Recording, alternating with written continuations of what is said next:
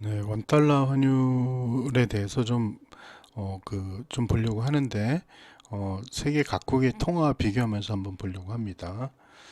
요 시점은 언제냐면, 2025년 6월입니다. 2025년 6월은, 왜 이 시점이냐면, 트럼프가 취임하고 나서 관세 정책을 이제 입안하고, 그 다음에 실질적으로 발효시키는 시점이에요. 그래서 이 시점에서부터 관세가 어떻게 바뀌었느냐, 환율이 어떻게 바뀌었느냐, 이걸 보는 거고, 이때 이제 나라들을 선정을 한 거는 이렇게 뽑아봤어요. 한국, 일본, 대만. 요거는 이제 수출을 주로 하는 나라들이죠. 그 다음에 미국권, 캐나다, 호주, 멕시코, 그죠? 나프타. 그 다음에 중국권, 홍콩, 중국.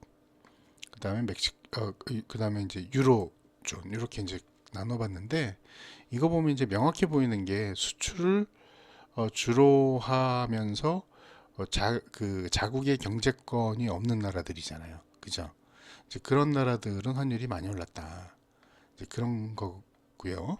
그다음에 그 기준금리를 보면은 미국보다 낮은 나라죠. 한국, 일본, 대만. 그런데 꼭 그것만은 아닌 게 캐나다와 그다음에 캐나다나 이런데요. 유로 같은데 이런 데는 환율이 좀 안정적이지 않습니까? 그죠? 그래서 어, 기준금리가 굉장히 큰 영향을 미친 건 아니다. 이렇게 볼 수 있고요. 하지만 멕시코 같은 경우에는 오히려 이제 강세를 보이죠. 달러 대비. 이거는 기준금리가 너무 높으니까 이거는 매시 있다. 이렇게 보여지는 거죠. 그래서 1번은 뭐냐면 관세 정책에 대한 무역의 구조적인 변화가 원인이다. 뭐 불확실성이 있을 수도 있고 뭐 아니면은 이 관세 정책의 핵심은 뭡니까? 결국 결과적으로는 달러를 미국에 끌어들이는 거잖아요. 예, 이런 면들이 있는 거죠. 그다음에 이제 이 관세 정책의 세부적인 사항이 있는데 이제 관세를 올리는 거 하나가 있고 두 번째는 미국에 투자를 시키는 거잖아요. 투자를 강제하는 거지 않습니까? 기업에게.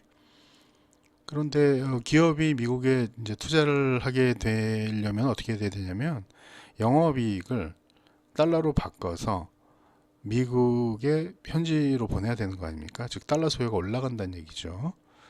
예, 이렇기 때문에 달러 수요가 올라가는 거죠. 그래서 뭐 한국은행이나 이런 데서 얘기하는 뭐 청년의 해외 투자가 올라가서 그렇다. 얘 때문에 환율이 올라간다. 이 말도 안 되는 얘기죠. 그러면 뭐 재작년이나 작년은요. 그다음에 두 번째 이거 기관 투자가 커져서 그렇다. 이것도 말이 안 되는 얘기입니다. 연기금은 뭐 수십 년 전부터 해외 투자하고 있었고요. 그래서 뭐 이걸 환율을 좀 안정화시키기 위해서 뭐 배당 수익을 갖다가 뭐 올린다는 가짜 뉴스도 있었는데 이건 진짜 말도 안 되는 얘기죠. 그다음에 기관의 해외 자산을 매각한다. 이거는 국민의 돈 아닙니까? 연기금이 이걸 건드리는 건 진짜 말도 안 되는 정책이죠. 이렇게 해서는 안 되고요.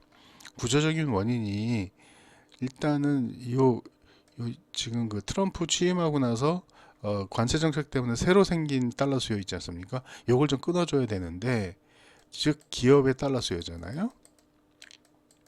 이걸 기업한테 직접적으로 달러를 구매해가지고 보내기보다는 뭐 예를 들어서 한국 정부가 국채를 기업한테 사게 하고요.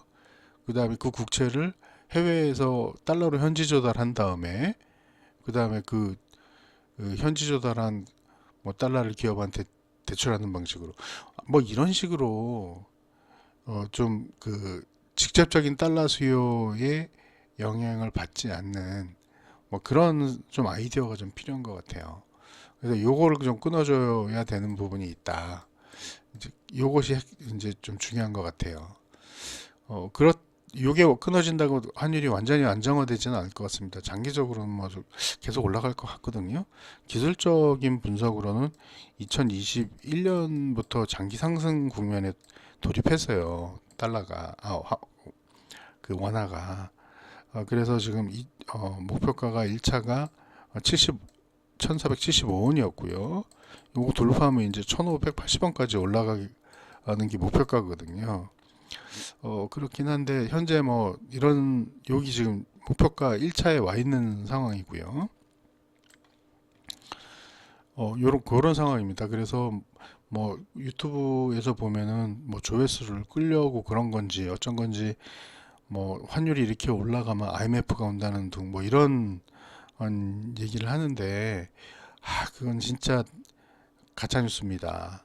왜냐면은 IMF 때 환율이 2,000원 올라갔잖아요. 근데 그거는 환율이 2,000원이 올라가서 IMF가 온 게 아니라 IMF가 왔기 때문에 환율이 뛴 거예요. 그래서 그런 좀 그렇습니다. 네, 그런 말은 믿지 마시고요. 그리고 이런 장기 추세 국면을 보면은 결국은 개인은 뭐 달러 투자 있지 않습니까? 외환 투자, 달러 외환 투자. 요거는 아직도 유효한 것 같아요. 한국보다 훨씬 그 메리트 있고요. 그 다음에 이제 금리 문제는요.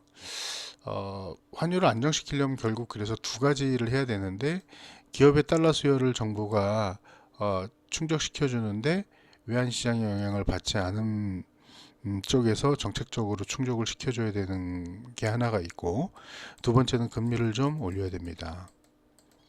금리를 좀 올려야 되는데 미국 내리면은 미국 12월 달에 내리면 한국도 따라 내린다는 그런 얘기를 하잖아요. 이건 이제 부동산 문제 때문에 그런 건데 그 가계 대출이요. 그런데 얘를 좀 올려줘야 됩니다. 그래야 환율이 안정화돼요. 그런 면에 있어서 이제 우리나라 이게 가장 큰 고민이 되는 거죠. 그런 두 가지 측면. 그래서 1번 요거고 2번은 기준금리. 이렇게 좀 정리를 좀 해야 되지. 이렇지 않다면은 달러는 장기적으로 계속 상승 국면으로 볼 수밖에 없는 것 같아요.